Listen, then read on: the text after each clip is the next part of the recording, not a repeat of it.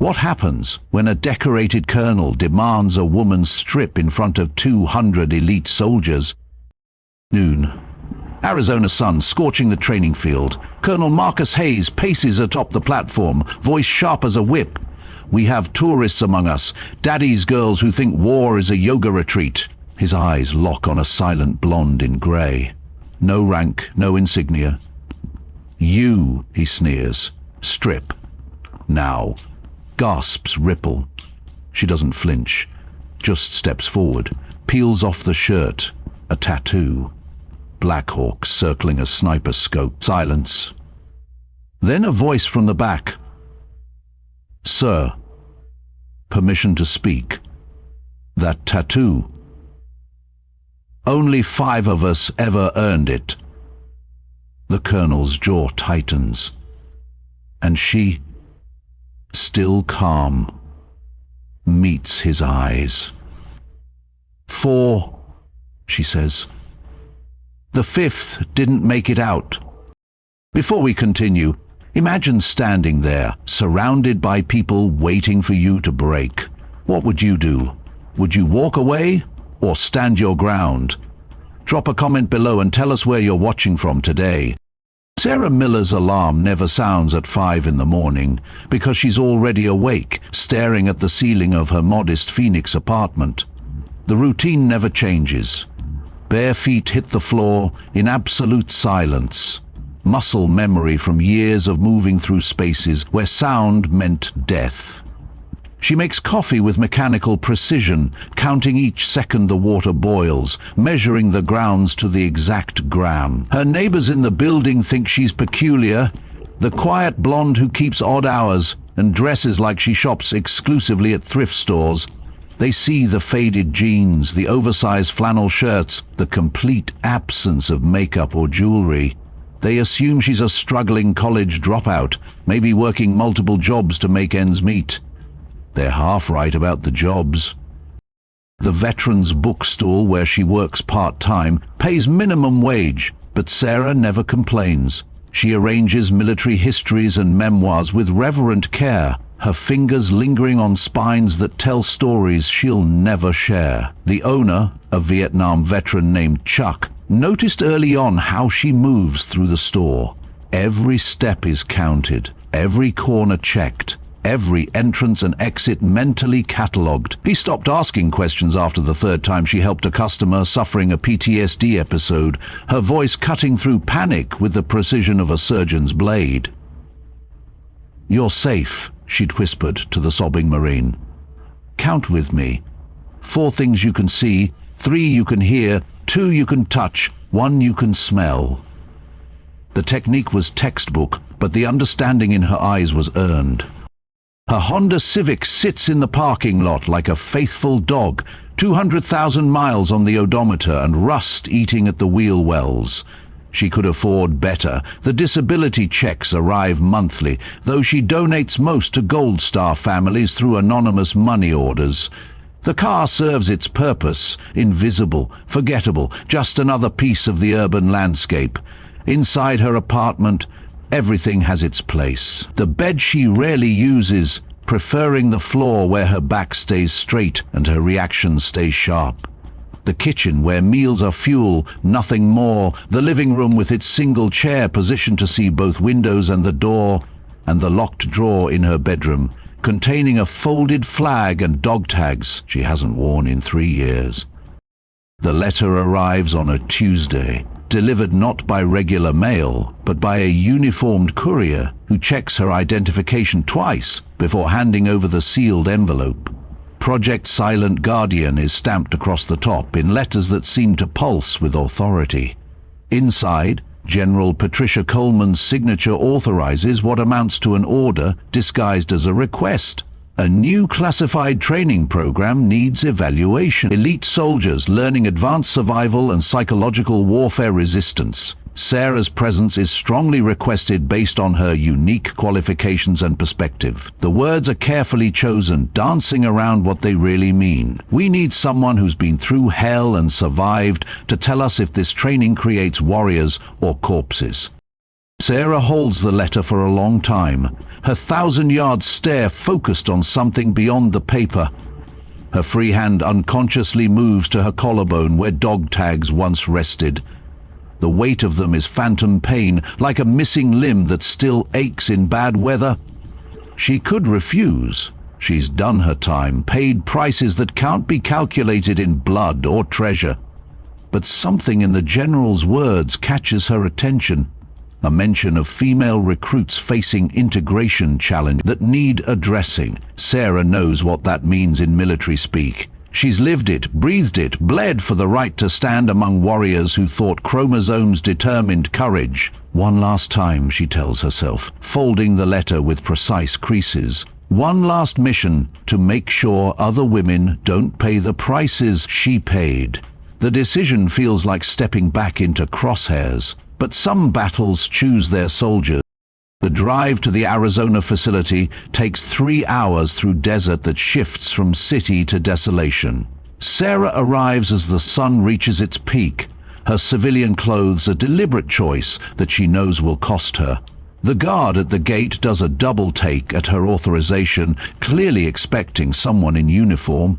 She parks between 2 Humvees, her ancient Honda looking like a mistake among military vehicles. The other recruits are already gathered, and she can read their pedigrees in their postures. Navy SEALs with their casual arrogance, Rangers with contained violence, Delta Force operators who've learned to become shadows. They size her up in seconds and dismiss her just as quickly. A lost tourist. Someone's girlfriend, maybe a journalist who got the wrong credentials. "You lost, sweetheart?" The voice belongs to a Marine built like a brick wall, all muscle and misplaced confidence. Sarah doesn't respond, simply shows her authorization and moves past him toward the administration building. The whispers follow her like smoke. Colonel Marcus Hayes makes his opinion known within minutes of her arrival. He's everything military stereotype produces. Silver eagles on his shoulders, combat infantryman badge polished to mirror shine, voice that turns questions into accusations. "I don't care what strings got pulled," he informs her in front of the desk sergeant and 2 lieutenants. "This is a warrior's course, not a social experiment. You'll quit within 3 days. Sarah's quarters assignment confirms the colonel's intentions. The furthest building from all facilities, no air conditioning, a cot that might have seen service in Vietnam. She sets her single bag down without complaint, noting the broken lock on the door and the window that won't close completely. The message is clear: you don't belong here, and we'll make sure you know it. By evening formation, she's already been accidentally excluded from the initial brief. A supply sergeant claims her equipment requisition was misplaced, leaving her without proper gear for the next day's training. The other recruits watch these small cruelties with varying degrees of interest. Most assume she'll be gone by morning. Lieutenant Jake Morrison notices her first during physical training. While others grunt and swear through the obstacle course, Sarah moves with economy, never first but never last, her breathing controlled where others gasp. He's seen enough combat to recognize the difference between training and experience. The way she checks corners isn't taught in basic. It's learned in places where corners hide death. When the colonel orders extra laps for tourists who slow down the unit, clearly meaning her, she completes them without expression. Morrison starts asking questions that night. Who is this woman? Why is she here? The military database shows nothing under Sarah Miller that matches her description. No service record, no unit history, nothing but the authorization that brought her here. The harassment escalates with mechanical precision. Her equipment goes missing repeatedly. Water bottles emptied, boots filled with sand, gear straps cut just enough to fail under stress. Male recruits are encouraged through subtle nods and turned backs to make her uncomfortable. They crowd her space during chow, make comments just loud enough to hear but not loud enough to report. Sarah endures it all with silence that begins to unnerve some of them. She doesn't fight back, doesn't complain, doesn't give them the satisfaction of visible frustration. She simply adapts, carrying extra water, checking her gear twice, creating distance through positioning rather than confrontation. The shower incident happens on day 4. 3 male recruits accidentally enter the communal facility while she's changing, their timing too perfect to be coincidence. What they see stops their harassment mid-sentence. Sarah's back is turned, revealing partial glimpses of an intricate tattoo that covers most of her upper back. Numbers are visible, coordinates that mean nothing to them yet. 34 degrees north, 69 degrees east.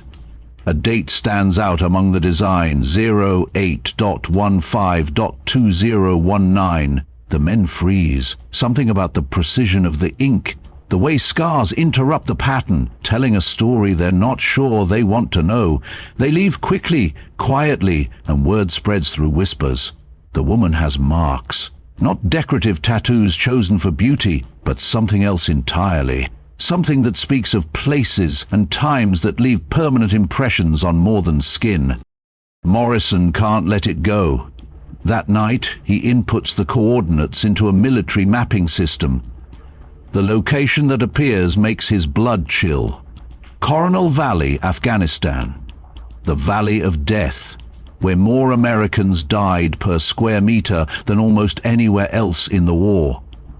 The date matches something in his memory. A classified operation he'd heard whispers about. Something about a sniper team, ambushed, overrun, calling in danger close air support on their own position. Only one survivor, the reports said, and those reports were sealed at levels Morrison can't access. He starts watching Sarah more carefully, seeing details that were invisible before. The way she automatically positions herself with clear fields of fire, how her eyes track movement at distances others ignore, the unconscious counting of steps, ranges, angles that speak of someone who's lived behind a scope. By the end of the first week, the colonel's frustration has reached a boiling point. Sarah hasn't quit, hasn't complained, hasn't given him any official reason to remove her. She completes every task, passes every test, endures every accident with the same quiet competence. It's not excellence that bothers him. She's deliberately average in everything, never standing out, never failing. It's the principle. Women like her, civilians playing soldier, they undermine everything he believes about warrior culture. He needs her gone, needs her broken in a way that sends a message to whoever thought she belonged here. The final week evaluation assembly will be his opportunity. Public humiliation has broken stronger people than this quiet blonde, who thinks she can hide among warriors. The morning of the assembly arrives with desert heat that promises to punish.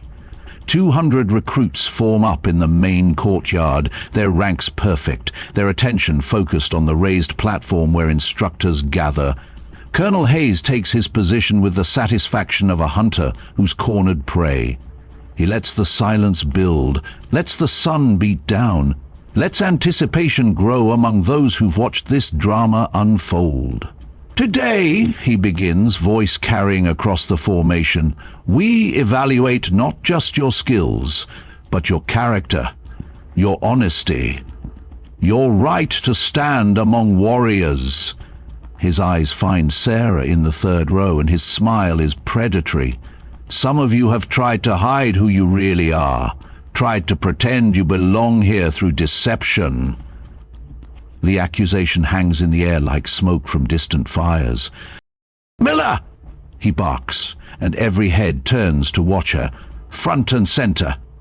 Sarah moves from her position with the same measured step she's used all week, neither rushing nor delaying. She stops at the prescribed distance, salutes with textbook precision, and waits. The colonel circles her like a shark, letting the moment build. 200 elite soldiers watch, some with sympathy, some with curiosity, most with the detached interest of those watching inevitable destruction. You've been hiding something, Hayes announces, loud enough for everyone to hear. pretending to be something you're not, wearing costumes while real warriors show their scars. He stops directly in front of her, close enough that his breath hits her face. Time to show everyone what you're really made of. Remove your shirt. Show these warriors what kind of soft civilian thinks she can play soldier. The silence that follows the colonel's command is absolute. 200 of America's finest warriors stand frozen, processing what they've just heard. Some shift uncomfortably, recognizing the line being crossed. Others lean forward slightly, morbid curiosity overcoming propriety. The desert wind dies, as if nature itself holds its breath. Sarah Miller doesn't move for 10 full seconds. Her eyes remain fixed on a point exactly 3 inches above Colonel Hayes' left shoulder, the 1,000-yard stare of someone looking through present into past. When she finally speaks, her voice carries no emotion, no inflection, just words dropping like shell casings. "Is that an order, sir?" The colonel's smile widens. He thinks he has her, thinks this is the moment she breaks, runs, proves what he's known all along. Consider it a strong suggestion, Miller, unless you'd prefer to explain to General Coleman why you were dismissed for failure to integrate with the unit. The threat is clear, the choice an illusion. Comply with humiliation or leave in disgrace. Several recruits glance at each other, uncomfortable with what's happening but trained to follow the chain of command. Morrison takes a half step forward before catching himself. This is wrong, but interfering with a colonel's evaluation could end his career before it properly begins. Sarah's hands move to the hem of her grey t-shirt. The motion is smooth, controlled, exhibiting the same mechanical precision she's shown all week. She pulls the fabric up and over her head in one fluid movement, folding it with military corners before setting it on the ground beside her. She stands in a simple sports bra, back straight, eyes still focused on that invisible point beyond the colonel's shoulder. What the assembly sees kills every whisper, stops every snicker, transforms mockery into something approaching religious awe. Her back tells stories written in ink and scar tissue, a masterpiece of pain and purpose that defends itself without words. The tattoo covers most of her upper back, intricate beyond anything commercial artists produce. 13 names flow in Sanskrit, the ancient language lending gravity to lost souls. Each name is woven through a design that incorporates military symbolism with artistic precision. A sniper's crosshairs centers over her spine, the intersection point scarred by what's clearly a bullet wound. The coordinates are fully visible now, 34 degrees north, 69 degrees east, with the date below, August 15th, 2019. But it's the Latin phrase wrapped around the entire design that makes several Special Forces operators step back. Ultimus discipulus messoris, the last student of the Reaper. "Jesus Christ," someone whispers, the words carrying in the silence. Morrison's intake of breath is audible. Coringal Valley, Operation Silent Vigil. The recognition spreads through those who know, those who've heard whispers of the classified operation that went catastrophically wrong. 13 Special Forces operators ambushed in the Valley of Death. A sniper team providing overwatch, pinned down, surrounded. The spotter killed in the first minutes, leaving one shooter to hold a position alone for 73 hours. The fragments of story they know are legend, confirmed kills in triple digits, calling in danger close air support on her own position to save the trapped team below, refusing evacuation until every American body was recovered. Colonel Hayes' face has drained of color. He recognizes the Sanskrit names now, 13 Special Forces operators who died in Coringal despite the snipers' efforts. Men whose families received letters about heroism and sacrifice, never knowing the full story of who held death at bay for 3 days and nights. The scars interrupting the tattoo tell their own stories. Shrapnel patterns from the airstrike she called on herself. Surgical scars from damage that should have killed her. Each mark a testament to prices paid in places where politicians' speeches meet reality's teeth. "Turn around," the colonel manages, his voice stripped of its earlier authority.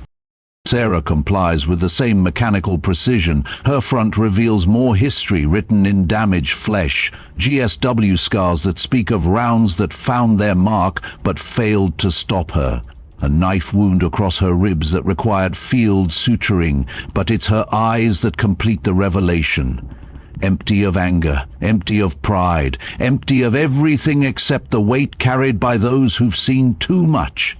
Several combat veterans in the formation unconsciously straighten to attention.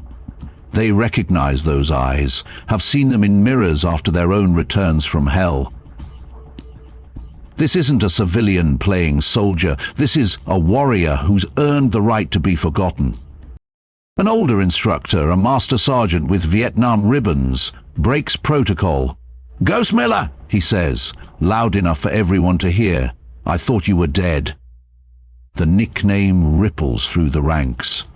Ghost Miller, the sniper who vanished after Coringal, who refused the Medal of Honor because accepting would mean publicity, who told a congressional committee that dead men don't need ceremonies, they need silence, who disappeared into America rather than become a poster child for women in combat. The pieces fall into place with devastating clarity. This isn't someone pretending to be a warrior. This is someone pretending to be civilian. 143 confirmed saves, Morrison says, his research finally making sense. They say you learned from Reaper Williams himself. At that name, even the Navy SEALs straighten. Reaper Williams, the sniper's sniper, who took exactly one student in his entire career, who said training her was like teaching death to be more efficient, who died in her arms after an IED took his legs, making her promise to use what he taught to bring Americans home. She'd kept that promise in Korangal, trading pieces of herself for lives saved, holding a position that 13 men died trying to reach. "Sir!" Sarah's voice cuts through the whispers, still emotionless, still fixed on that point past Hayes's shoulder.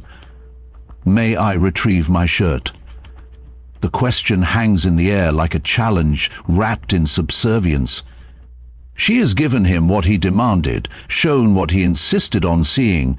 Now she waits, neither proud nor ashamed, for permission to cover scars that were never meant for display.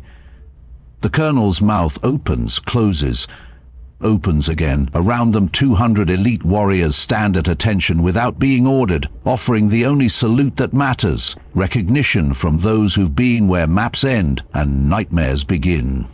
Colonel Hayes finds his voice, though it lacks the thunder of minutes before. "You may." Sarah bends with the same controlled movement, retrieves her shirt and pulls it on.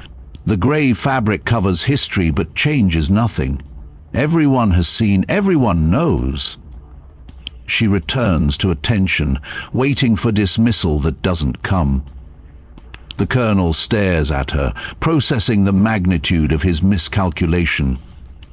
This isn't some diversity hire or political appointment. This is a tested warrior who chose anonymity over acclaim, who's been completing his harassment exercises with the patience of someone who's endured far worse.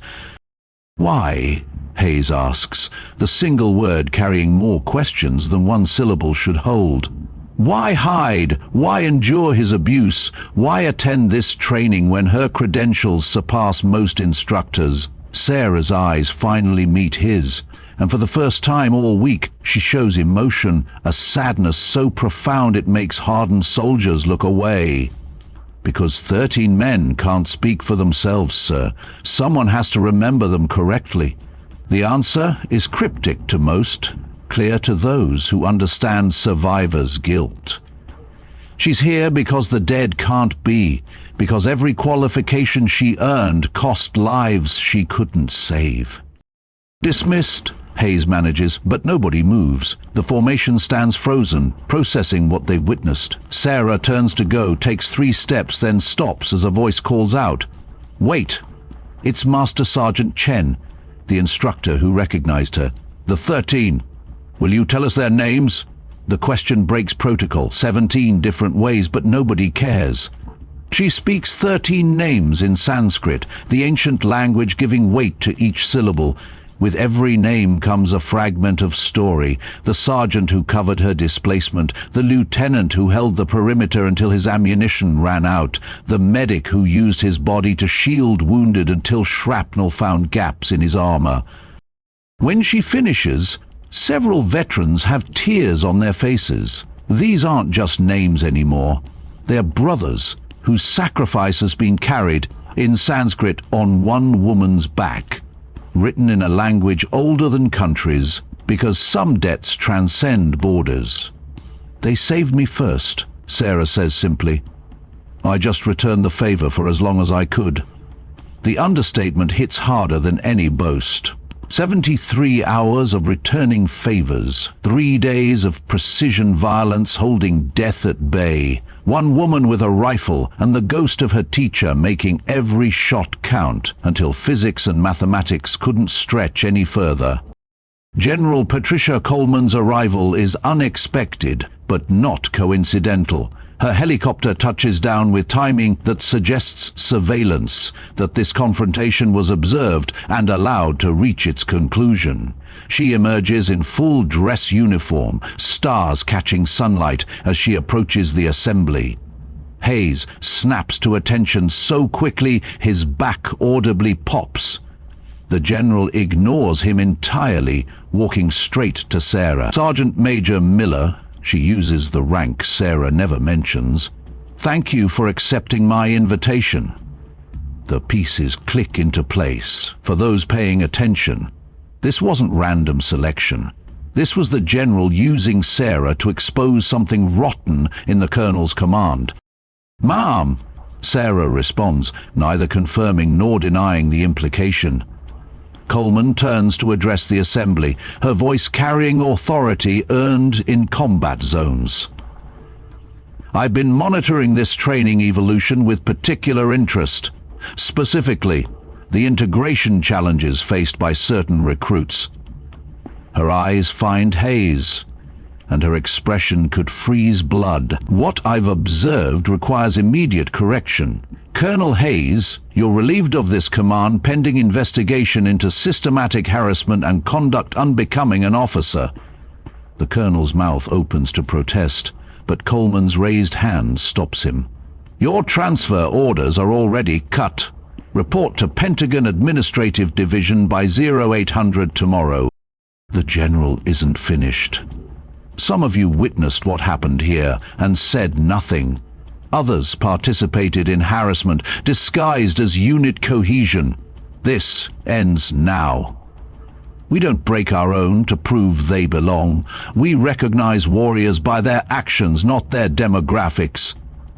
She pauses, letting the words sink in. "Sergeant Major Miller has forgotten more about sacrifice than most of you will ever learn. The fact that she endured this treatment silently speaks to her discipline, not your discretion."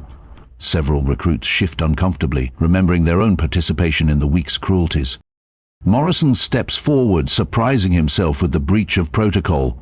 "Ma'am, some of us tried to research her background. Everything's classified." Coleman's smile is sharp as winter wind. "That's because Sergeant Major Miller's full service record would compromise ongoing operations. What you're cleared to know is this. She's here at my personal request to evaluate whether this program creates warriors or sociopaths. Based on this week's events, I have my answer. The judgment lands like artillery, leaving craters in egos and assumptions." Sarah speaks for the first time since the general's arrival.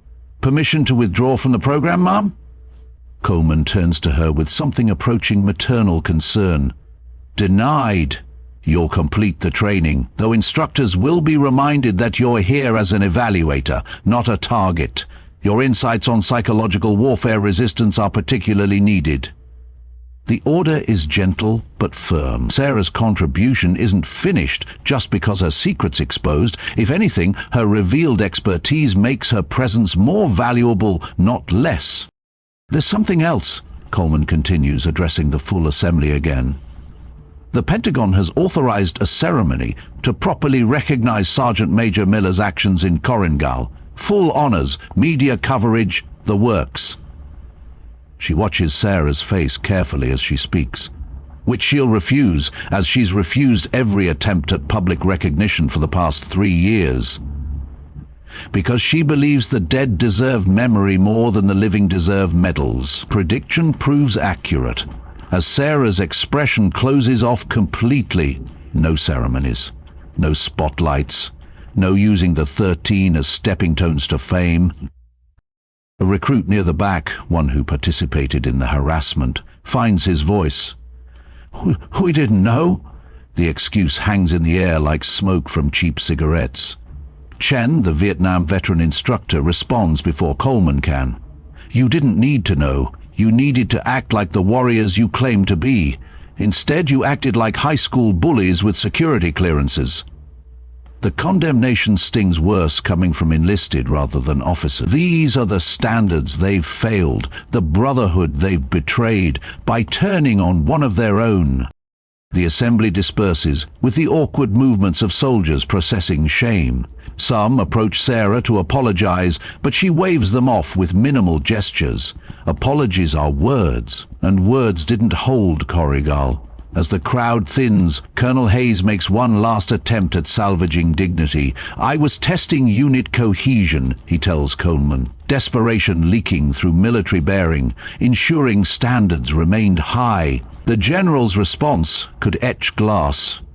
"You were protecting your ego by attacking someone you saw as weak. The only standard you maintained was the one that keeps warriors silent about abuse."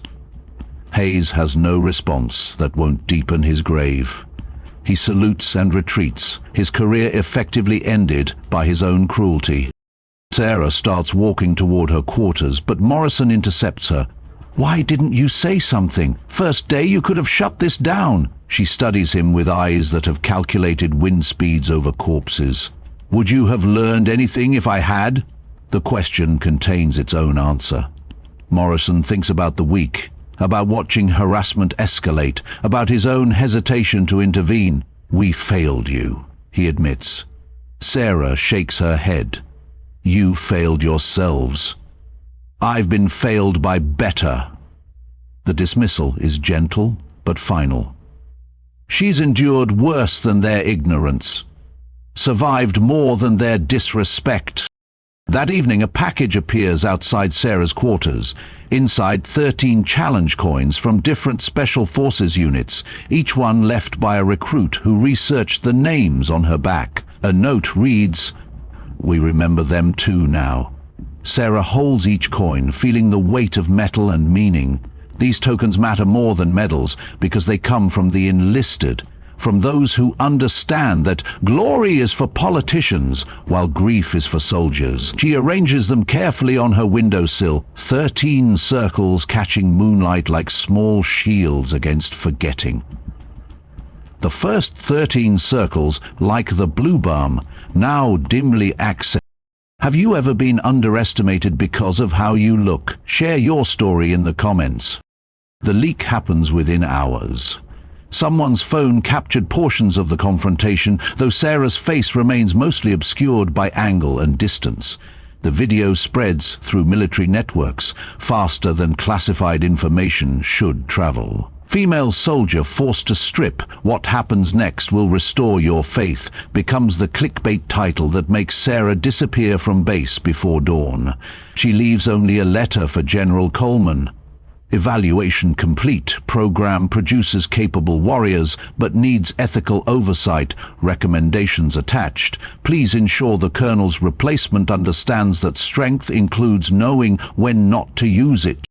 The recommendations are detailed, professional, and devastating in their critique. Sarah identifies 17 specific incidents where training crossed into abuse, 12 policies that enable discrimination, and 9 instructors who should be reviewed for similar behavior. But she also highlights the recruits who showed moral courage, the moments where warriors chose dignity over conformity. Her report is balanced, fair, and impossible to dismiss.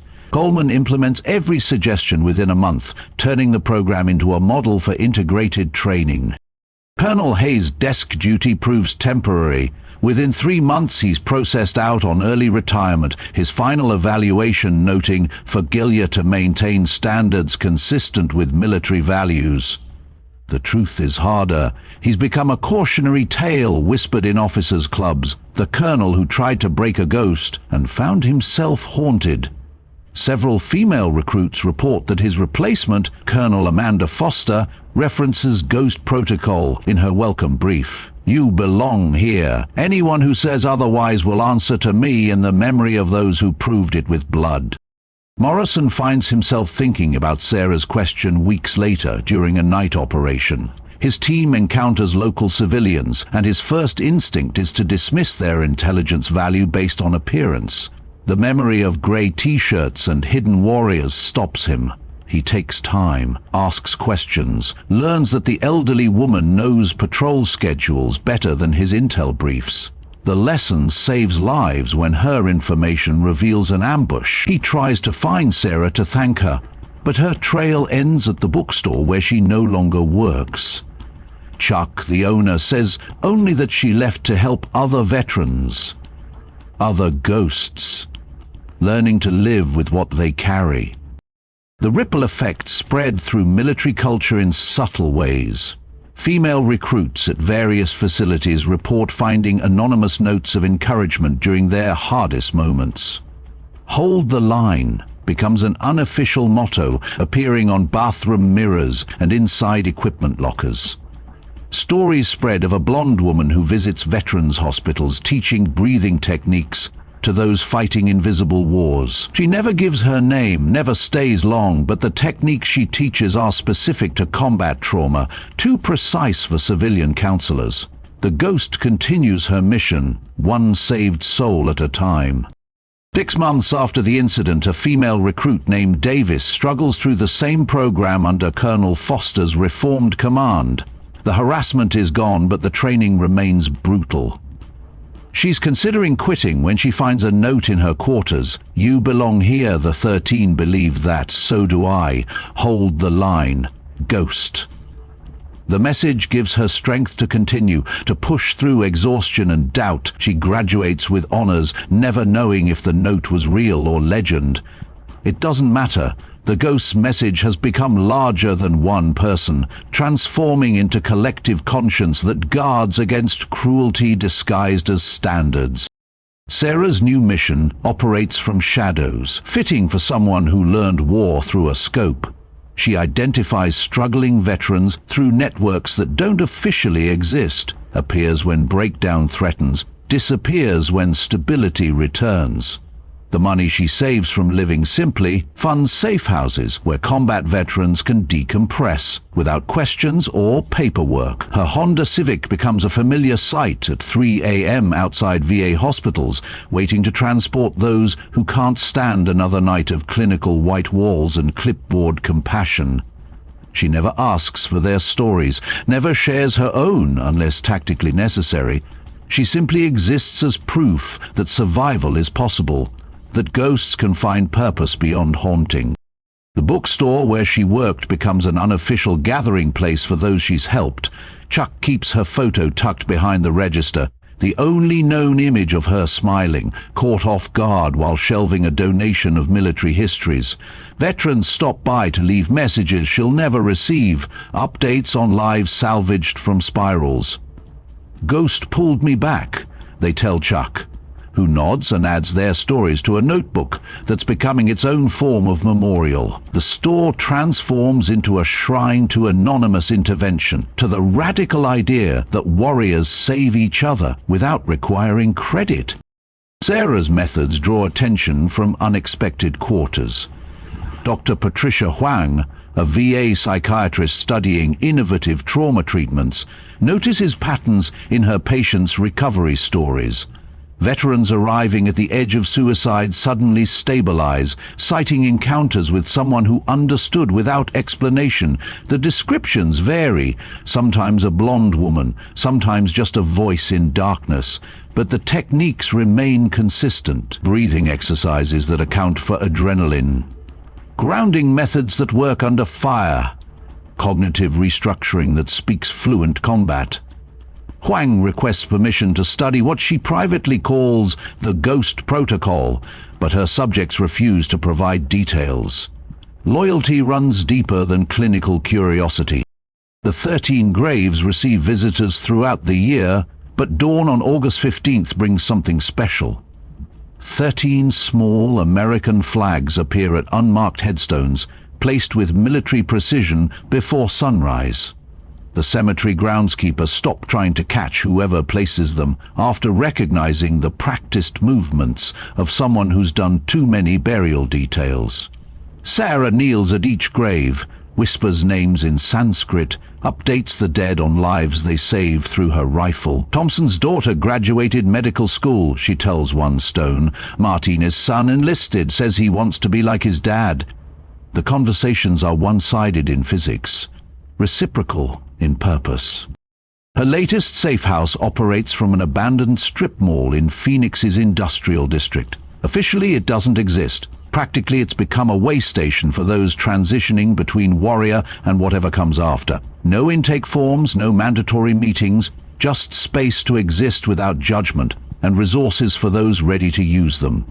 Sarah funds it through a network of anonymous donors, veterans who've stabilized, helping those still falling. The police know to ignore the gatherings of rough-looking individuals at odd hours. The neighbors learn that the safest block in Phoenix is the one protected by those who faced worse than street crime. A young Marine named Thompson finds the safe house after his third suicide attempt. He arrives angry, drunk, convinced that nobody understands the weight of shooting a child who was rigged with explosives. Sarah appears from nowhere, hands him water, and says simply, 14 years old, Kandahar province. The vest would have killed 30 people at the checkpoint. Thompson freezes. She knows. Not generically. Specifically. You saved 30 lives by taking one. The math is horrible, but the alternative was worse. She doesn't minimize his trauma or offer empty comfort. She simply sits with him in the truth that some choices leave scars regardless of their necessity. The conversation that follows breaks Thompson's isolation without breaking his dignity. Sarah shares techniques that account for moral injury, not just PTSD. She teaches him to honor the child's memory while forgiving himself for living. When he asks how she knows so much, she rolls up her sleeve to show a small tattoo, coordinates and a date. My first was younger, she says, strapped to a donkey approaching a school, 200 kids inside. The shared horror creates connection that therapy couldn't achieve. Thompson stays at the safe house for 3 weeks, learning to carry weight without drowning. He leaves with tools and a phone number that will always be answered. Word spreads through networks that don't appear on organizational charts. The ghost has a way of appearing when breakdown threatens, of knowing exactly what weight each person carries. Some say she has access to classified files. Others believe she's developed a network of informants. The truth is simpler and sadder. She recognizes the specific fractures that different traumas create, because she carries the complete collection. Every intervention costs her something, reopening wounds to prove survival is possible. But the 13 demand this service, and she's never failed a ghost's request. Colonel Foster contacts Sarah through intermediaries, requesting her input on integrating peer support into official training. The response comes, typed on plain paper. Formal programs create barriers. Pain recognizes pain without paperwork. Fund the quiet helpers. Ignore the loud heroes. Results matter more than reports. Foster implements the suggestions, creating space for informal networks while protecting them from bureaucratic interference. Mental health statistics improve dramatically, though nobody can officially explain why. The ghost's methodology becomes doctrine without attribution, spreading through military culture like beneficial virus. A documentary filmmaker tracking veteran suicides discovers the ghost protocol through statistical anomalies. Suicide rates drop in specific patterns that suggest intervention rather than coincidence. His investigation leads to Chuck's bookstore, to cemetery groundskeepers, to Thompson and dozens like him. Everyone confirms the ghost exists, but refuses to provide identifying details. "She saved my life by seeing me," one veteran explains. "I won't repay that by exposing her." The filmmaker abandons the project after realizing that some stories protect themselves, that exposure would destroy what makes the ghost effective. Sarah's own demons visit at 3 a.m. when the safe house is quiet, and the weight of survival feels heavier than rifle and ammunition ever did. She sees the 13 in peripheral vision, hears their voices in wind through broken windows. The guilt of living gnaws with teeth that never dull. But each successful intervention adds counterweight, each saved life partially balancing the ledger of those she couldn't protect. The work is neither healing nor penance, but something between, a functional dysfunction that transforms trauma into purpose without pretending the wounds have closed. General Coleman retires with a final act of protection, classifying Sarah's full-service record under provisions usually reserved for intelligence operatives. The official story becomes myth, details blurring until nobody's certain what's real versus legend.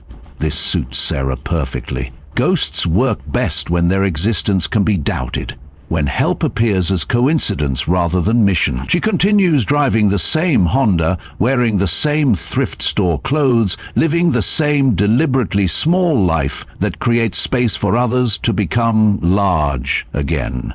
The 13 would approve of the economy, the efficiency of turning their loss into others' salvation. A Senate subcommittee investigating veteran mental health receives an anonymous report detailing the Ghost Protocol's success rates. The data is comprehensive, compelling, and completely unofficial. Senators demand to know who's running this shadow network, where the funding originates, how oversight is maintained. The questions reveal fundamental misunderstandings. The ghost doesn't run anything. She simply exists as proof that some battles continue after discharge. The funding comes from those who've been saved paying forward. The oversight is the harshest possible. The daily judgment of the dead who demand their sacrifice means something. Sarah stands at her apartment window, watching sunrise paint the desert in shades of forgiveness. The locked drawer remains closed, the dog tags untouched, the folded flag a reminder of prices paid. But the phone rings steadily. Veterans in crisis, family members seeking help, ghosts calling to ghosts across the darkness. She answers each call with the same steady voice that once called in coordinates for precision strikes. The war has changed but never ended, simply shifted from external enemies to internal ones. And Sarah Miller, who learned death from the best teacher it ever had, now teaches life with the same relentless precision.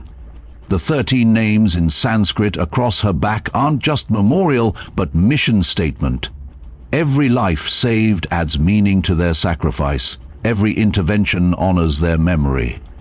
In the end, the Ghost Protocol isn't about her at all. It's about the radical idea that warriors save each other, that strength lives in silence, that the best operations leave no trace except lives quietly salvaged from darkness. She disappears into the morning light, another call pulling her toward another soul needing proof that survival is possible. The ghost continues her rounds, and the 13 rest a little easier, knowing their last student learned the most important lesson: how to hold the line when the war comes home.